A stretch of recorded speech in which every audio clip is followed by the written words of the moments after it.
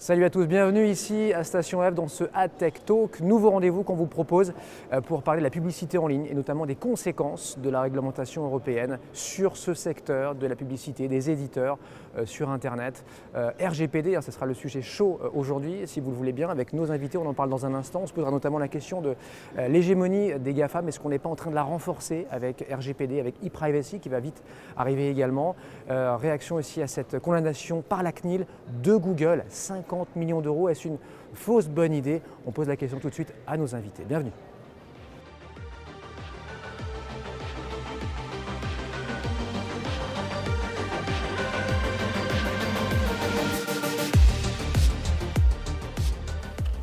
Allez, on présente donc nos invités aujourd'hui pour démarrer ce premier AdTech Talk. On est avec un membre de la CNIL, ça tombe bien, donc François Pellegrini.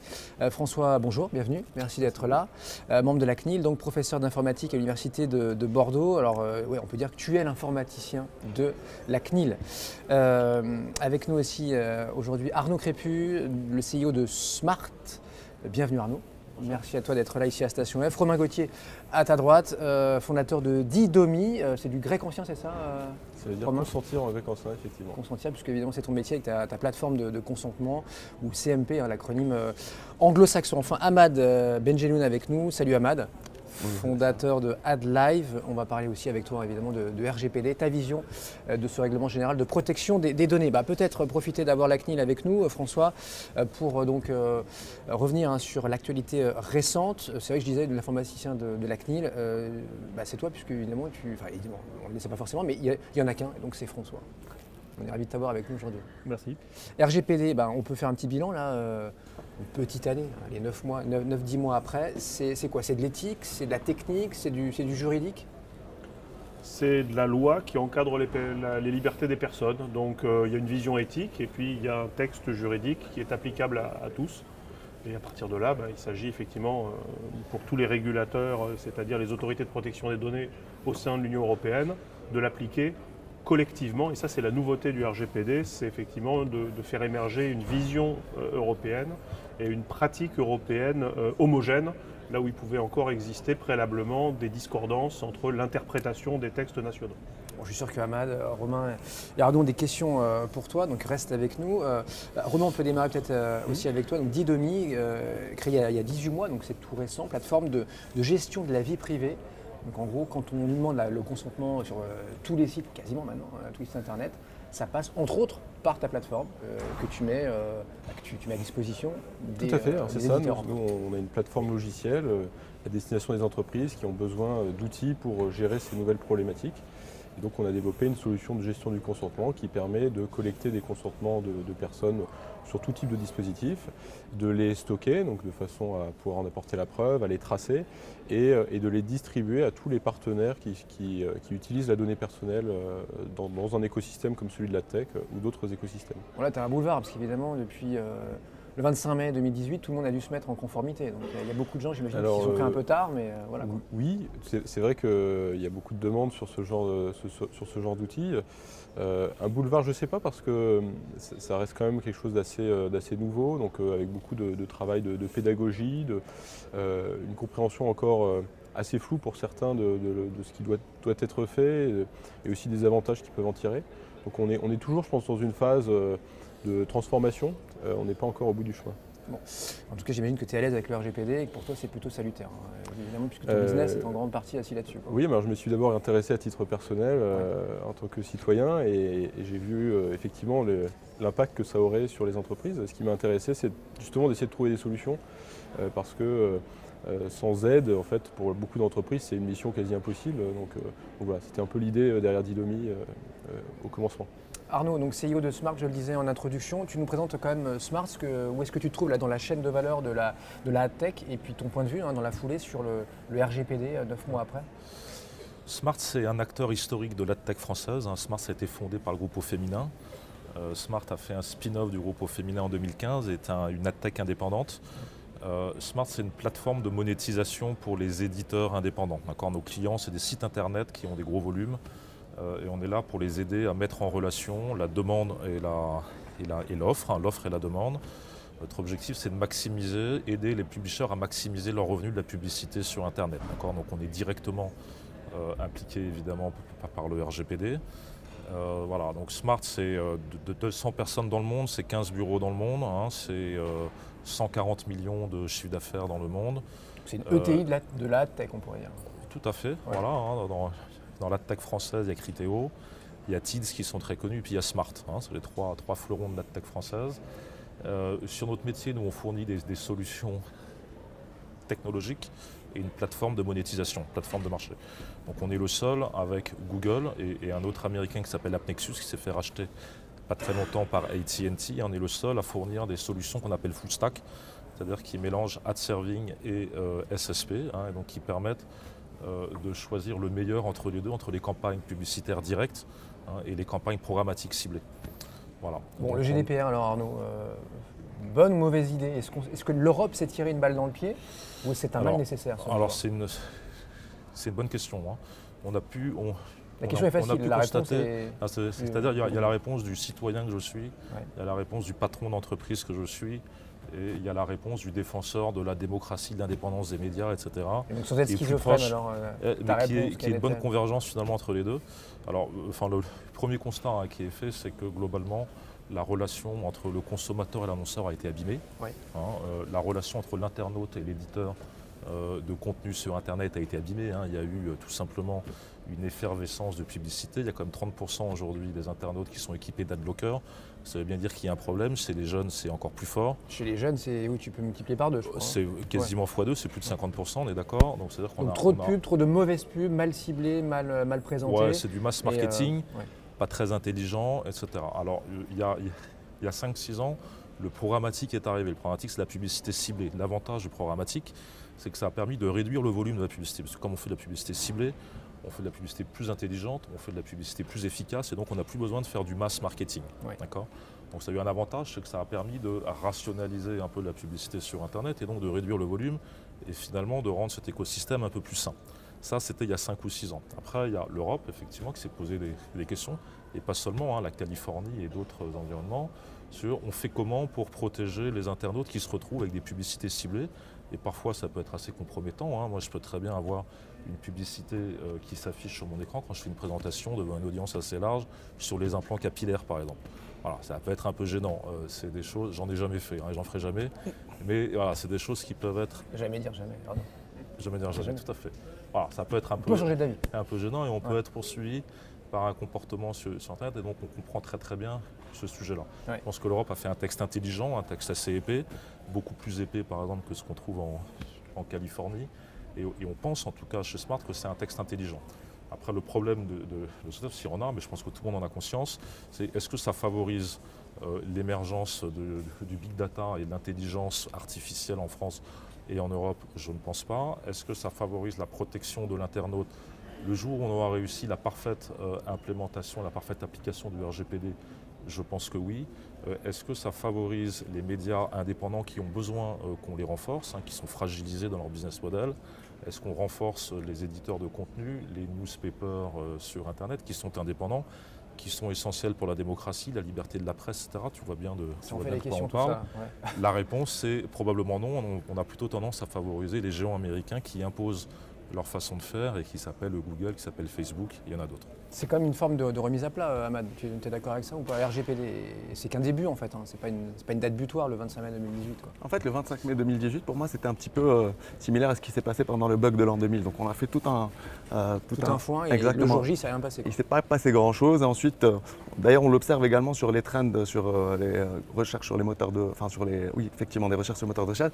Ça a augmenté, ensuite, ça a complètement tassé. Aujourd'hui, en fait, qu'est-ce qui se passe fondamentalement par rapport à ce sujet-là? C'est que on met effectivement les choses à plat pour cleaner un petit peu concernant la tech, la chaîne de valeur, savoir qui est contrôleur pour prendre des termes propres au texte juridique, qui est processeur, qui va effectivement contrôler la valeur de cette data, qui au final n'appartient ni aux plateformes ni aux annonceurs, mais elle appartient à celui qui est le citoyen utilisateur. Donc aujourd'hui, c'est ça qui doit primer au niveau de la tech. Donc ça, c'est le premier point. Oui. Le deuxième point, c'est qu'est-ce qu'on fait de cette data? Il y a un autre point fondamental de la CNIL, du texte RGPD, qui est celui de la portabilité qu'on a très peu abordé. Aujourd'hui, la partie RGPD, elle a été énormément médiatisée comme une petite bannière sur laquelle il faut checker une case et dire OK. Généralement, on dit OK. On peut refuser. Hein. Essayez d'ailleurs. Exactement. Mais je pense que derrière ce texte, qui est fondamental et structurant, il y a beaucoup plus que ça. Et pour moi, ce que je vois, c'est vraiment cette dimension de portabilité qui invite l'ensemble de ces acteurs de la chaîne AdTech à repenser en quelque sorte leur modèle économique et à construire des business models autour de l'utilisateur et autour de la data. Pour moi, c'est là où, en plus de l'aspect protection de l'utilisateur, réside la véritable valeur économique. Et portabilité, tu entends par ça un peu comme chez les opérateurs mobiles, chez les telcos. Je suis chez Google ou je suis Android, je veux passer dans l'univers Apple ou vice-versa. Le numéro ça se fait comme ça Le numéro m'appartient, donc je suis chez cet opérateur, je veux passer chez le suivant. J'ai le droit. Enfin, ça a été un droit qui a été François, chez moi. Tu veux réagir là-dessus? J'ai plein de trucs à dire. Alors vas-y, on a le temps. D'abord, effectivement, j'allais dire le RGPD en tant que date, ça ne veut pas dire grand-chose parce que les gens qui disent « oulala, il va falloir que je me mette en conformité avec le RGPD », en général, ça veut dire que depuis 40 ans, ils n'étaient pas en conformité avec la loi informatique et liberté. Donc le RGPD, c'est une évolution plutôt qu'une révolution. Effectivement, il y a dans cette évolution des points qui sont extrêmement pertinents. D'abord, sur le caractère à la fois territorial et extraterritorial de la loi, qui maintenant est explicite et qui montre à tous que, indépendamment de la nationalité de l'acteur et indépendamment du lieu où réside l'acteur, tout le monde est concerné dès le moment où il met le pied sur le sol de l'Union européenne. C'est-à-dire que la territorialité, c'est on protège les personnes qui sont sur le territoire de l'Union et ça concerne les responsables de traitement qui peuvent être en dehors du territoire de l'Union. Et ça, c'est quelque chose qui est clairement affiché et qui vise à recréer un espace dans lequel on remet, à mon sens, les acteurs à égalité parce que la loi va s'appliquer de façon uniforme à tous.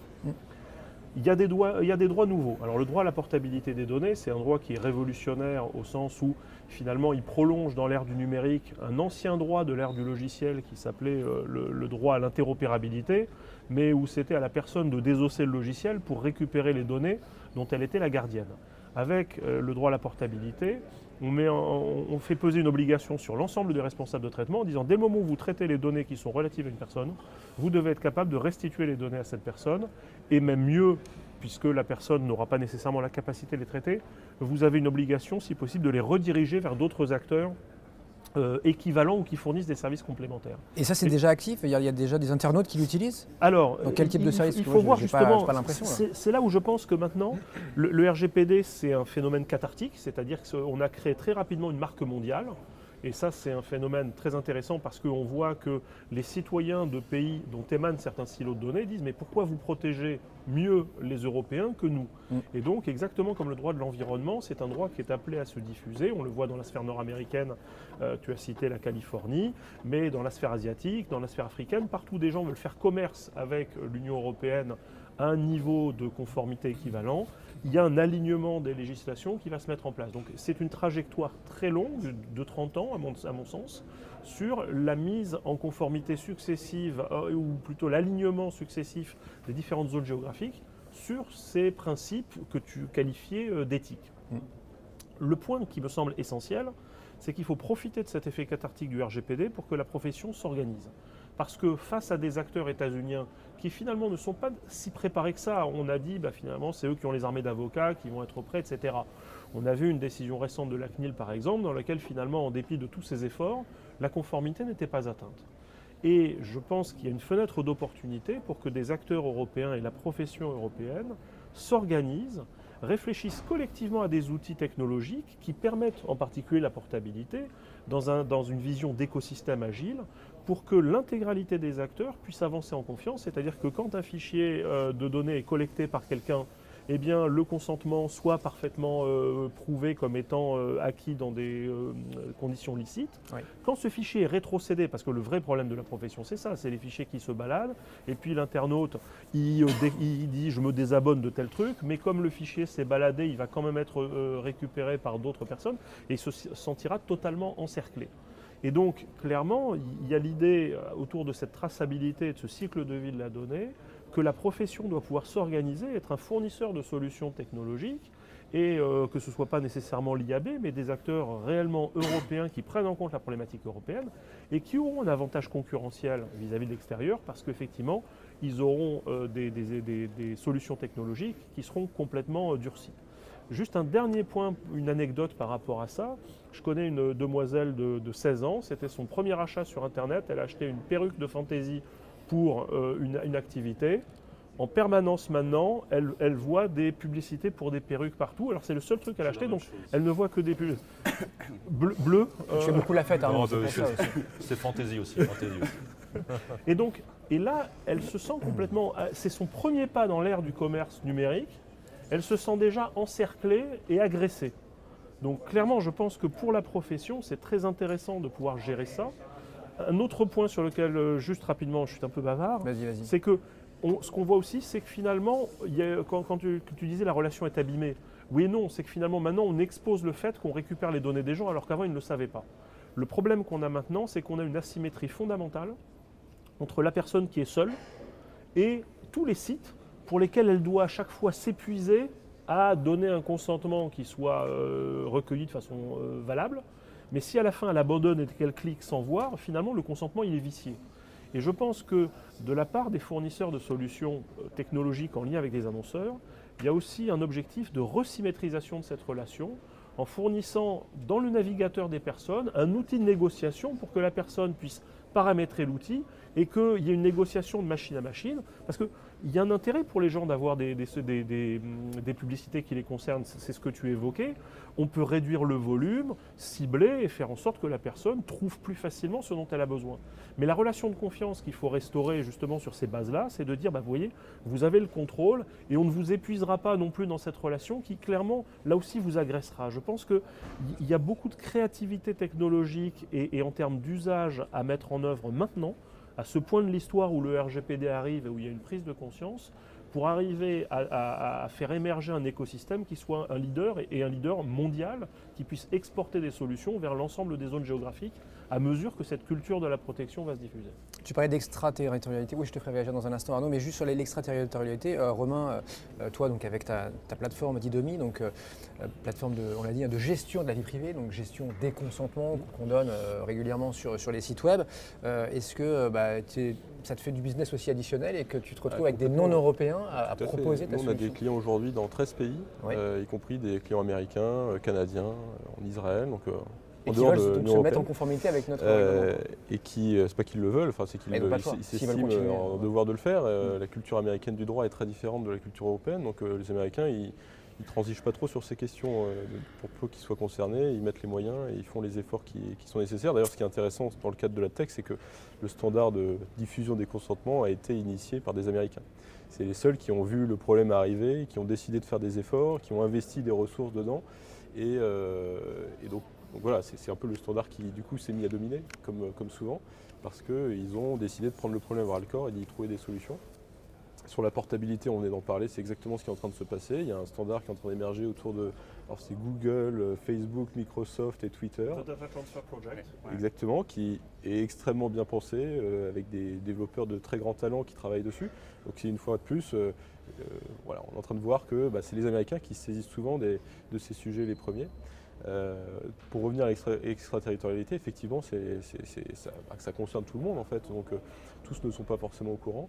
Et ce qu'on a vu, c'est qu'il y avait des pays européens qui sont plutôt en retard ou plutôt réticents à franchir le pas. Dans la tech, il y a une grosse question autour de la question d'intérêt légitime, donc la base légale sur laquelle on va effectuer tous les traitements effectués par l'industrie publicitaire, avec des positions allemandes notamment qui plébiscitent l'intérêt légitime. Donc tous les gros éditeurs allemands se basent sur l'intérêt légitime pour faire de la publicité ciblée programmatique, là où tous les éditeurs français, espagnols, partout ailleurs en fait, y compris les Américains, ont décidé qu'il valait mieux demander le consentement de la personne, il valait mieux partir de cette base légale parce qu'au fond c'est ce que demandaient les personnes. Et quoi qu'on en dise, Romain, c'est quand même et François le rappelait très bien, c'est quand même un Américain qui a été condamné en premier et qui a l'amende, donc 50 millions d'euros, on va y revenir dans une seconde. Oui. Arnaud, tu voulais ajouter quelque chose? Moi je voulais revenir sur un point ou deux, c'était quand même intéressant, c'est-à-dire qu'effectivement, alors je crois pas que l'Américain a été condamné en premier, il y a eu quelques DSP français qui ont été sanctionnés assez lourdement, plutôt sous forme de mise en demeure, de mise en conformité que Donc, sous forme de sanctions financières. Mais c'est des rappels à la loi. Ce qui se traduit par une sanction financière à la parce qu'ils ont l'incapacité de développer leur business pendant cette période-là.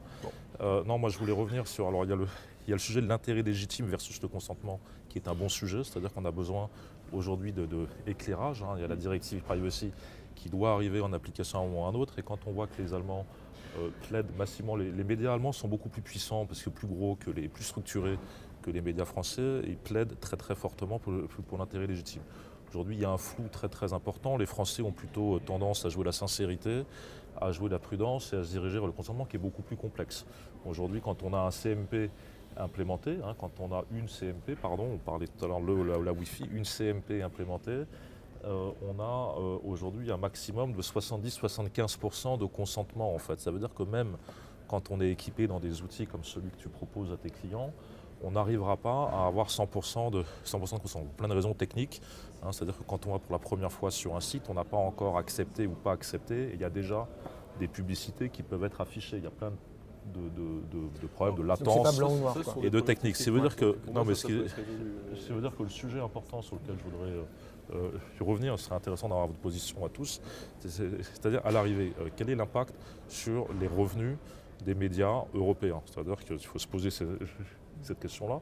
C'est un secteur qui souffre énormément depuis plus de 10 ans. Aujourd'hui, on a des revenus des médias indépendants. Les revenus des médias indépendants sur 10 ans, c'est à peu près ça. Ouais. Il y a le digital qui monte, effectivement, et puis il y a les revenus des abonnements payants, de la presse papier, de la publicité, tous les canaux qui est en baisse. Tu sais bien le digital, oui, compense à peine la baisse. Aujourd'hui, on a pas mal de médias qui sont juste sous perfusion par des gros acteurs américains qui s'appellent Google et d'autres, et qui financent et qui subventionnent cet environnement-là. Et donc, quel environnement des médias on veut avoir et comment on fait pour dynamiser ce secteur des médias? L'un des moyens de le faire pour la télé, ce sera intéressant si on peut en parler. On va en parler après. On en parlera un petit peu après. Mais on fait comment pour faire en sorte qu'aujourd'hui, on a à peu près les 2/3 des dépenses digitales dans le monde qui vont chez Google et Facebook. Quand on ajoute Amazon, qui va très très vite, on est plutôt à 75%. On a 90% de la croissance des dépenses qui va juste chez Google et Facebook.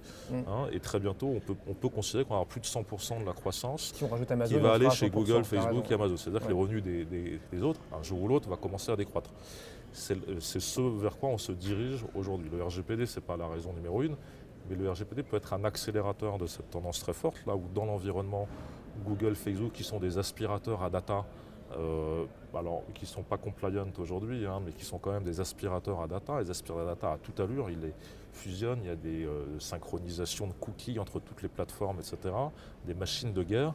Les médias indépendants qui sont tout petits ne peuvent pas rivaliser par rapport à ça. D'où ce rappel à la loi, au règlement, celui donc de la CNIL. François, tu me vois venir, la CNIL donc, qui a condamné il y a quelques semaines, vraiment au tout début d'année, 15 janvier je crois, la société Google à 50 millions d'euros d'amende.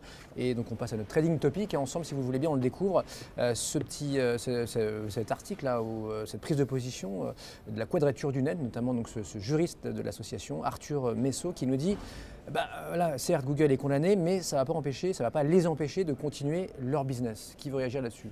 François, Ahmad? Je pense qu'aujourd'hui, sur la partie business, Arnaud, tu disais que Google, Facebook, Amazon étaient des aspirateurs de data. Ce sont aussi des énormes générateurs de data parce qu'on passe énormément de temps en tant qu'utilisateur sur cette plateforme-là. Maintenant, effectivement, les médias européens et les médias indépendants souffrent énormément, les autres plateformes dans une certaine mesure. Aujourd'hui, l'enjeu fondamental par rapport à cette dimension-là concernant les GAFAM, c'est fondamentalement de diriger une partie du business vers les autres opérateurs indépendants. Concernant la position de la Quadrature du Net, effectivement Google continue le business parce qu'il y a une position particulière sur l'Union européenne, c'est la dimension du guichet unique. Donc aujourd'hui, je voudrais également, François, t'interroger sur ce sujet-là, c'est que Google, une fois que la CNIL a tressé son amende, a transféré la responsabilité ou la compétence à son bureau irlandais. Donc aujourd'hui, sur les 15 enquêtes qui sont ouvertes par l'équivalent de la CNIL en Irlande, il n'y a pas d'enquête qui est ouverte contre Google. Et aujourd'hui, donc Google relève uniquement de la CNIL irlandaise. Donc aujourd'hui, quelle est la position de la CNIL irlandaise par rapport à Google, justement? Je ne vais pas parler pour eux. Le point important, c'est qu'il faut bien séparer le fait qu'il existe un bureau et un siège social qui effectivement gère des aspects contractuels. Par exemple, c'était la position de Google dans ses arguments disant finalement notre siège social pour l'Irlande, c'est là où nous traitons la publicité et se trouve donc là-bas, donc les CNIL nationales n'ont pas à intervenir. L'argument qui a été développé par la CNIL est que tant qu'il n'y a pas de décision prise, non pas dans le cadre général de l'entreprise, mais relatif au traitement considéré, alors il n'y a pas de responsable de traitement dans l'Union européenne et chaque autorité nationale peut parler pour sa propre voix. Et d'ailleurs, à ce propos, la CNIL irlandaise avait clairement dit qu'elle n'était pas l'autorité chef de file pour Google. Donc, il faut voir que, si on prend cet acteur-là, mais il faut considérer chacun d'eux individuellement, ces acteurs-là mettent en place divers traitements. Et pour certains traitements, il peut y avoir une délégation de décision, de mise en œuvre à des autorités européennes.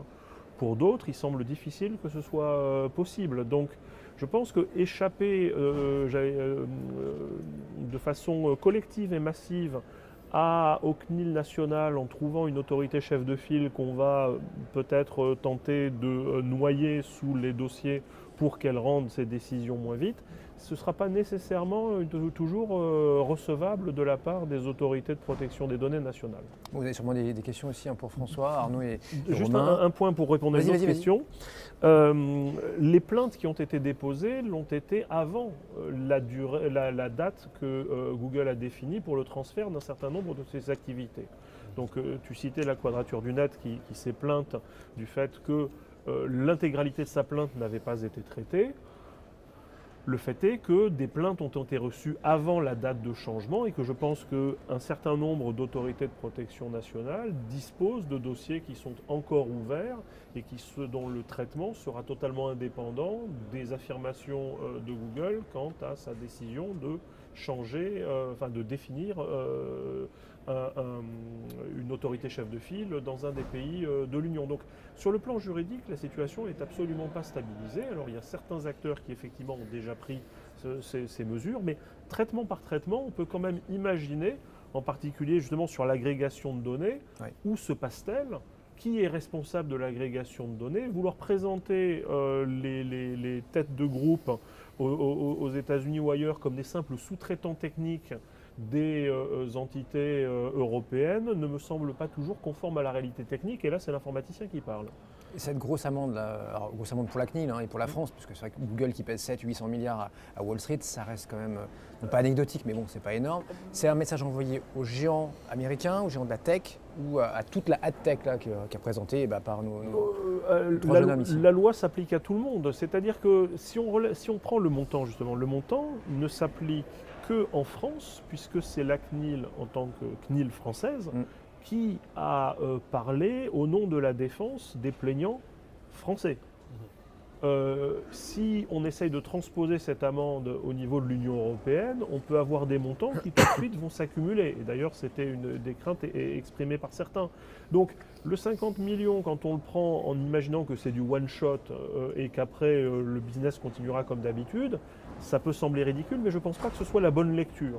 Je pense qu'il faut essayer de transposer ça au niveau européen et de voir que cette sanction n'a été proposée et décidée que par rapport à une petite quantité des traitements que réalise Google dans son ensemble. Donc, de ce fait-là, je pense que c'est un signal qui n'a pas été sous-estimé de la part des personnes à la fois à qui ils étaient destinés et des autres acteurs en général. Ahmad, tu voulais ajouter quelque chose et on va passer après à vos actus et à vos conseils. Je suis entièrement d'accord avec toi. Effectivement, 50 millions pour Google, c'est pas énorme par rapport au chiffre d'affaires réalisé. Mais quand on a parlé du RGPD en mai 2018, effectivement, pour beaucoup de gens, y compris des éditeurs, c'était uniquement une case à cocher. Mais aujourd'hui, quand on met une amende de 50 millions, médiatiquement, ça a un impact immense. Ah, ça a fait un buzz terrible exceptionnel. Dans la minute, tu l'avais en une du Wall Street Journal. Aussi bien pour les citoyens qui sont utilisateurs de Google, des différents services de Google, qui vont aller se renseigner pourquoi il y a eu cette amende. Et là, ils vont commencer à comprendre un petit peu. Mais également pour les éditeurs, qui depuis, quand on les contacte, aujourd'hui, Google AdSense, qui est la plus grande agence publicitaire au monde, aujourd'hui, les éditeurs, quand on s'adresse à eux, et qui sont clients de Google AdSense, aujourd'hui comprennent ce que c'est que le RGPD. À l'époque, peut-être qu'ils n'y prêtaient pas beaucoup d'attention, mais aujourd'hui, notre discours aujourd'hui en tant que boîte AdTech indépendante, nous, on fait une application de monétisation des revenus. Aujourd'hui, le discours, le sujet RGPD, ça rentre mieux. C'est une amende pédagogique. Exactement, il y a un impact médiatique monumental. Messieurs, on va passer juste un mot sur Google, juste un mot très rapide. C'est juste moi, ce qui me gêne encore aujourd'hui, c'est qu'un acteur comme Google, sur le métier qui nous intéresse, sur le métier AdTech, Google a fait signer en mai 2018 un accord de whitelisting à tous ses partenaires AdTech et autres sur le marché français et a reporté l'entière responsabilité de la validité et de la surveillance du consentement, de la conformité au RGPD à tous ses partenaires. Aujourd'hui, Google vit encore sur ce régime-là. C'est-à-dire que la complexité… à vous de vous assurer du consentement éclairé, transparent de vos clients. On a le choix entre… On s'en lave les mains, s'il y a un problème, c'est à vous de le gérer. On a le choix entre mourir, c'est-à-dire que Google, c'est 50% des dépenses publicitaires en France et en Europe. Aujourd'hui, Google a une situation monopolistique sur ces sujets-là, c'est-à-dire sur la partie DSP, juste la gestion de la partie ad spend en Europe. C'est plus de 50% de part de marché en France et en Europe. Aujourd'hui, si on ne travaille pas avec Google pour une plateforme comme Smart, un SSP, mais quasiment tout l'écosystème, c'est fini. Toi peut-être mis à part, mais en tout cas tout l'écosystème AdTech vit sur Google. Il a besoin de Google pour travailler. Tout le monde travaille avec Google. Le premier concurrent de tout le monde, mais c'est aussi le premier partenaire et le premier client pour la plupart de ces secteurs-là. Aujourd'hui, Google, qui a pourtant des batteries de moyens et de ressources juridiques pour la mise en conformité du RGPD, aujourd'hui n'a toujours pas intégré le framework IAB, qui est celui qui, en tout cas aujourd'hui, se développe et c'est en tout cas celui sur lequel tous les éditeurs se basent pour gérer cette conformité. Google n'a pas encore intégré ça. Ils ont communiqué l'année dernière au mois de mai sur une intégration en août, puis ils ont dit en fin d'année, puis ils ont dit le 31 mars. Et le 31 mars, c'est Q2, voire H2. Aujourd'hui, Google n'a toujours pas intégré, c'est-à-dire ne sait pas lire le consentement. Quand on leur envoie des consent streams, Google, aujourd'hui, ne sait pas lire s'il y a consentement ou pas. Il nous demande à nous de filtrer et de dire ce qui est consentement. Donc, c'est-à-dire que nous, on doit faire des développements pour Google pour traiter le sujet du consentement à leur place. C'est considérable. Messieurs, vous restez avec nous. On parle de votre actu, de vos actualités et de vos conseils pour terminer.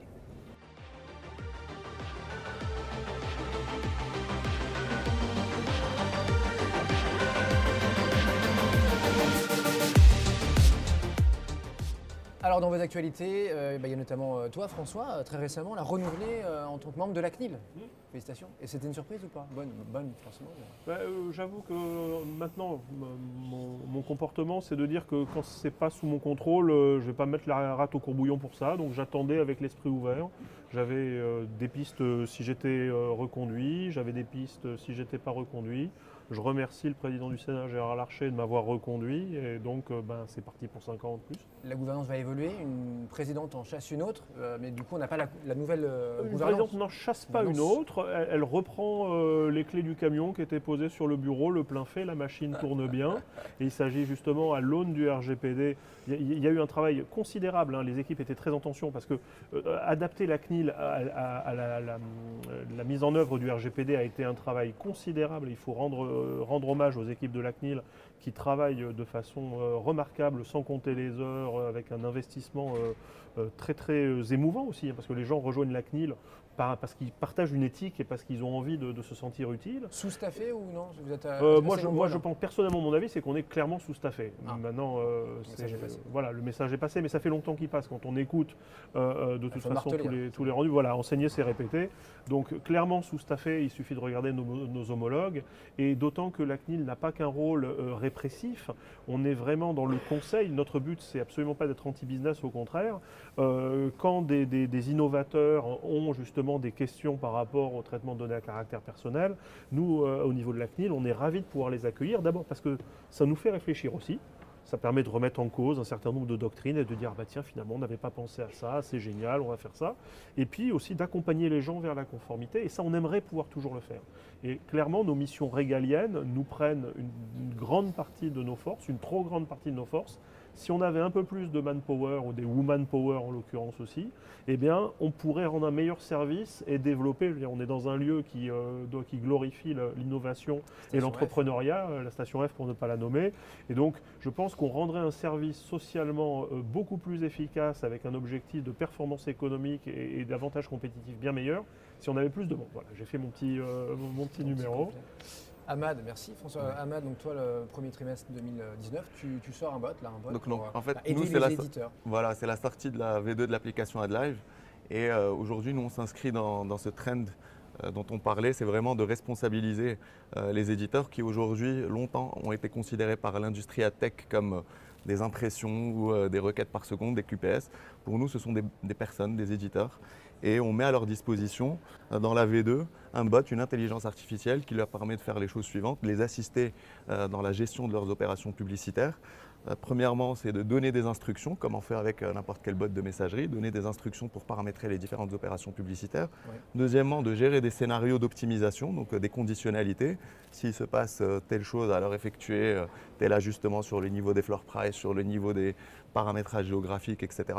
Et troisièmement, parce que c'est indispensable, c'est des intégrations avec les messageries habituelles utilisées par les différents éditeurs. Donc ça s'adresse aussi bien aux tout petits éditeurs qui ont une utilisation basique, mais qui aujourd'hui, parce qu'ils n'ont pas le temps ou les connaissances nécessaires passent par des ad networks qui prennent une partie de leurs revenus à ce niveau-là, mais aussi les éditeurs de taille plus importante qui ont des besoins beaucoup plus sophistiqués en termes de reporting, en termes de business intelligence. Donc on est très content de cette sortie. Romain, toi aussi, nouvelle solution, nouveaux produits là, oui, beaucoup de nouveaux produits. On se lance sur de nouvelles plateformes. Donc on a sorti notre solution in-app pour mobile, donc pour iOS, pour Android. Ouais.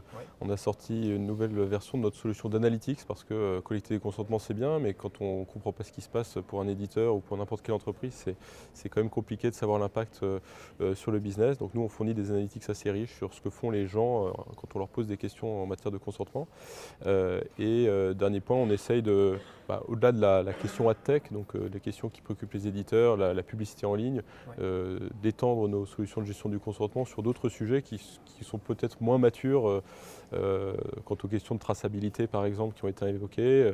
Je pense à tout le marketing en réalité, donc tout le marketing direct au travers d'emails, de SMS, etc., qui vont avoir besoin de la même transformation en fait, que celle qu'a effectuée la tech.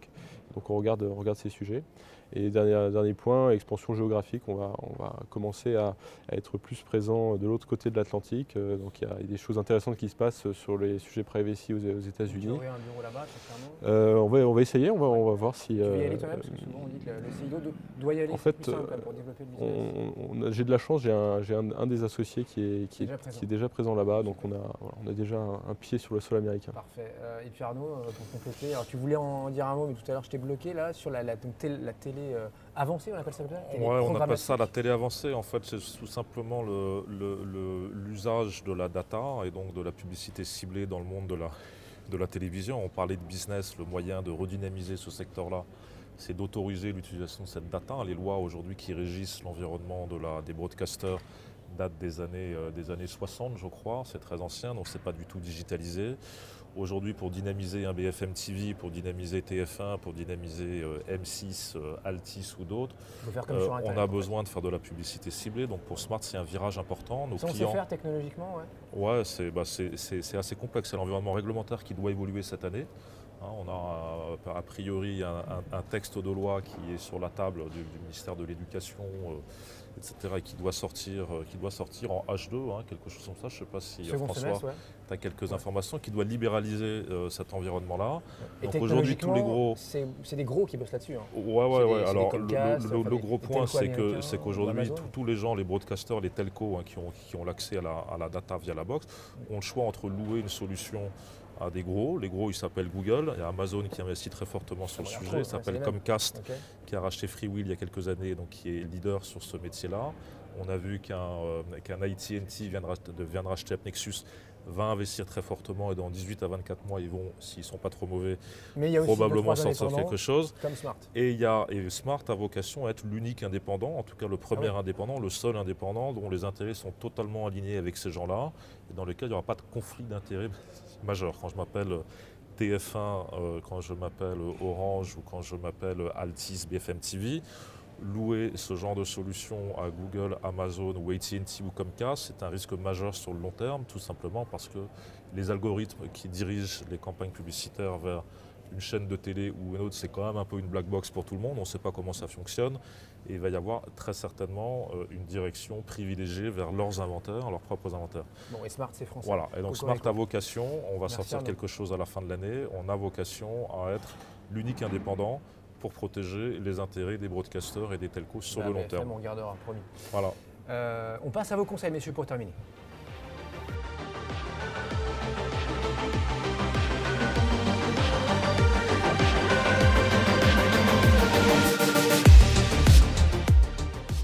Allez, donc premier conseil peut-être pour Romain, pour démarrer, vas-y, je t'en prie.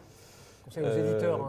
Puisqu'on parle de RGPD, je pense que le RGPD, c'est vraiment un outil intéressant pour un éditeur dans le sens où ça lui permet d'avoir un outil de contrôle sur notamment la chaîne de valeur publicitaire qui lui a complètement échappé au cours des 5 à 10 dernières années. Donc pour la première fois, il dispose d'outils qui vont lui permettre effectivement de décider, d'arbitrer qui aura accès à ces données, qui aura le droit d'utiliser ces inventaires. Et ça, je pense que c'est un outil majeur pour tous les éditeurs et qui devrait être très intéressant si utilisé intelligemment. Il y a des exemples aux États-Unis du New York Times par exemple qui a arrêté le programmatique pour son business européen et qui s'est rendu compte qu'en vendant en direct, il gagnait plus d'argent. Donc je pense qu'il y a pas mal de découvertes à faire comme ça pour certains éditeurs en reprenant le contrôle sur ce qui est fait sur leur site. Parce qu'aujourd'hui, c'est un système complètement éclaté. Donc, dans le standard d'IAB Europe, il y a plus de 500 acteurs aujourd'hui, donc c'est quand même considérable, des petits, des gros, etc. Et tous ont fondamentalement accès aux mêmes données de la même façon, de façon assez simple, chez tous les éditeurs français et européens. Donc voilà, prendre le RGPD comme un outil de contrôle intéressant pour leur futur. Arnaud, les médias, les sites internet, les blogs qui t'écoutent là? Ouais, donc un conseil très court terme, implémenter un CMP, on en a un à droite qui est excellent et que je recommande à tout le monde, implémenter un CMP très rapidement. Il y a une grande partie du marché qui ne l'a pas encore fait. Ils attendent que Google prenne position, ils attendent que Google puisse lire enfin le consentement. Donc c'est pas fait. Aujourd'hui, il n'y a que 50% du trafic sur Internet qui est régi par une CMP. Donc premier conseil, et dans la continuité de ce conseil, pour aller dans le sens de ce que tu viens de dire, alors aller vers le sémantique, vers le contextuel. On a des bonnes solutions chez nous, c'est Smart, ça tombe très bien, mais aller vers le sémantique et le contextuel, et respectueux de la data, et surtout, sur le long terme, reprenez le contrôle de vos datas. Ne confiez pas vos datas à Google ou à d'autres géants américains qui vont littéralement les aspirer, mais pas seulement la data, toute la valeur qui va avec. Donc reprenez le contrôle de vos datas, confiez votre data à des opérateurs et à des partenaires qui vont vous aider à la valoriser. Toute la valeur de ces gens-là, des éditeurs premium de contenu sur Internet, c'est leur data. Il faut absolument, pour faire bloc face aux gros wall garden à l'américaine, se comporter en private garden et être capable de mettre des murs autour de cette data afin d'en tirer toute la valeur. Protéger votre jardin privé. Ahmad, pareil, même punition. En tant qu'éditeur, la gestion de vos revenus, c'est un sujet important. Vos revenus dépendent de l'inventaire et de la data. Donc grâce au RGPD, vous pouvez construire de nouveaux modèles, gagner beaucoup plus d'argent, avoir une gestion d'un business beaucoup plus épanoui grâce à l'inventaire. Donc internaliser, prendre le contrôle sur cette gestion-là et construire des modèles autour de la data, que ce soit sur le sémantique, que ce soit sur le ciblage ou la commercialisation de cette data-là. Voilà.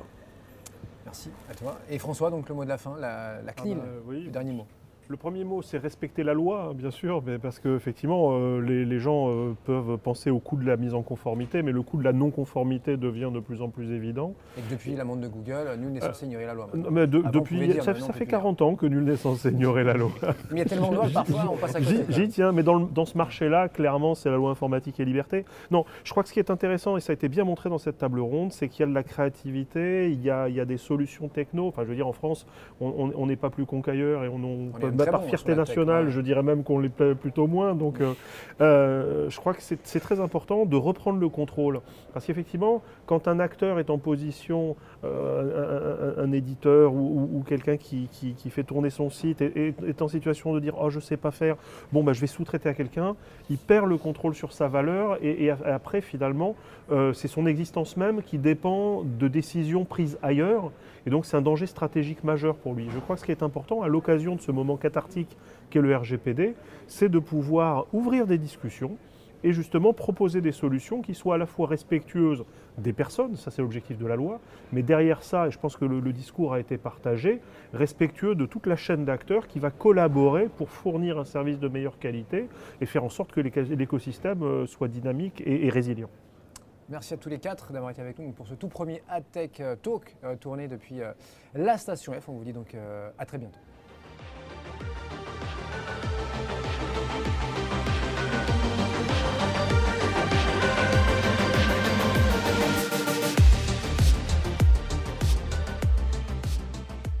Il s'appelle Erwan, il habite à Lyon maintenant. Mon logiciel d'Adblock. Données confidentielles. Et Léonard. Le Wi-Fi. Le Wi-Fi. Il se trouve qu'on a besoin de féminiser la tech, hein, donc à partir d'aujourd'hui, je m'engage à dire la Wi-Fi. La 5G.